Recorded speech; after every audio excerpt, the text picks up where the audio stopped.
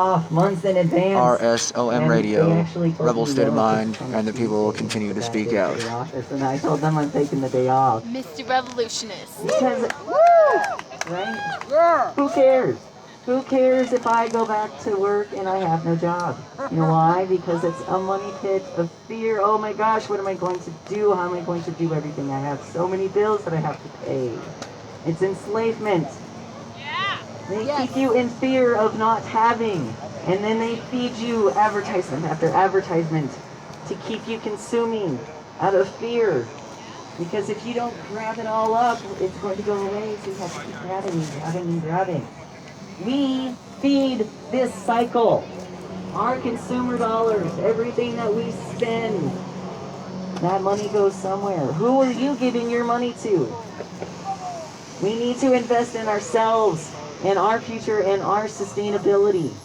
The Monsanto is going to feed the world as bullcrap. They have proven that they get less yield out of those crops, and they're having to spray more and more pesticide. They actually just up the allowable amount of toxins.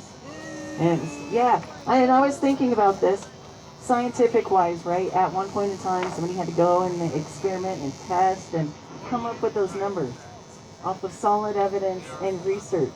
So how is it that all of a sudden that more is okay? How did those numbers change? How did you suddenly change how much our bodies can handle? Where's my I don't think gloves? they can handle any of them. I think it's poison no matter from start to finish, but you're going to increase how much we can have. And then we wonder why cancer is on the rise. We're not meant to live this way. We are meant to grow our own food organically. Companion planting is actually one of the best ways of Cancer control. feeds off the drugs they feed us. One of the things I took away from the March Against Monsanto was the concept of a victory garden. If everybody converted their lawns, even just one half of it, just your backyard, just your front yard, and grew food, and you got an entire block to do this, and every person grew a different plant, and then they all traded, what do you think that does to your food there? What do you think that does to your confidence and your ability to feed your family? And your health. Right? What do you think that does for your health? You're actually getting things that provide your body nutrients and stuff like that. That is real change. That is one thing that we can all do. I live in a crappy apartment in the ghetto. And I have planters. This was the first year I planted something and it came out like crap. It's a learning process. Yeah, I got a couple things. I did actually harvest a couple things.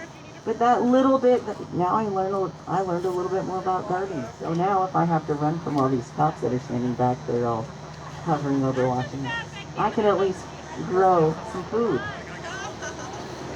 That is something that's very important. That is our lifeblood. The CEO of Nestle, how many of you heard about the fact that he thinks that the right to water should not be an individual right, but it should all be controlled by corporations? What do y'all think? Should our water be controlled by corporations? Boo! We are all born onto this earth, to the same resources.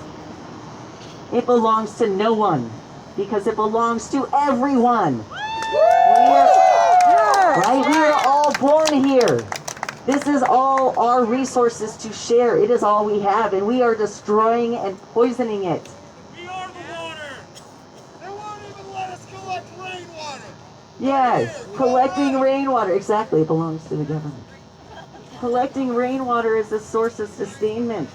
I'll collect it. Many of us have become complacent with our life, That's and what we we're think that gonna do things now. will not change. We have forgotten about national disasters in the earth, who has been awakened by the things that we have done and is now becoming temperamental. Storms are becoming stronger, things are becoming worse, droughts. I was thinking about the crops and everything, and my girlfriend actually gave me the best example of the harm of chemtrails I could ever imagine. I mentioned I didn't get a really good harvest. It's because they sprayed chemtrails above my apartments for 3 straight days. After that last day, all of my plants wilted. Tap water will kill your plants. Well, see, GMOs will resist all of those chemicals that fall down from those chemtrails. But my poor little organic garden suffers the effects.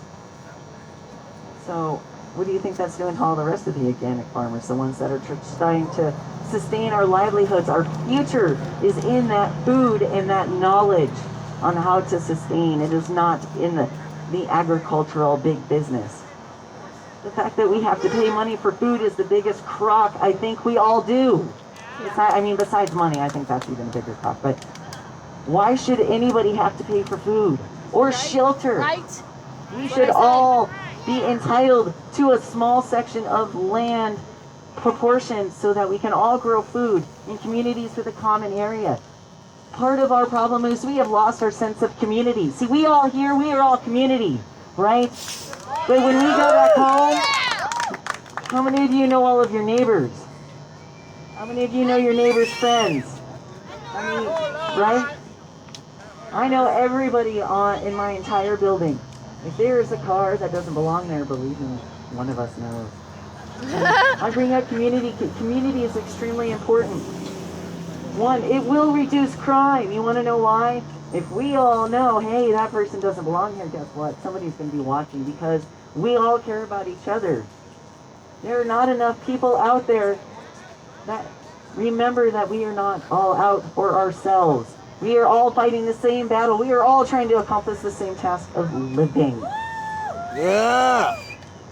We are not meant to be 9 to 5 slaves for $1. It hurts our families. It hurts our sense of community. It hurts.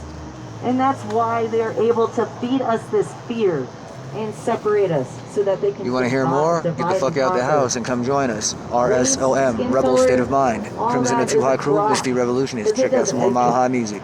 You really had a choice what color you were born? I don't know about you.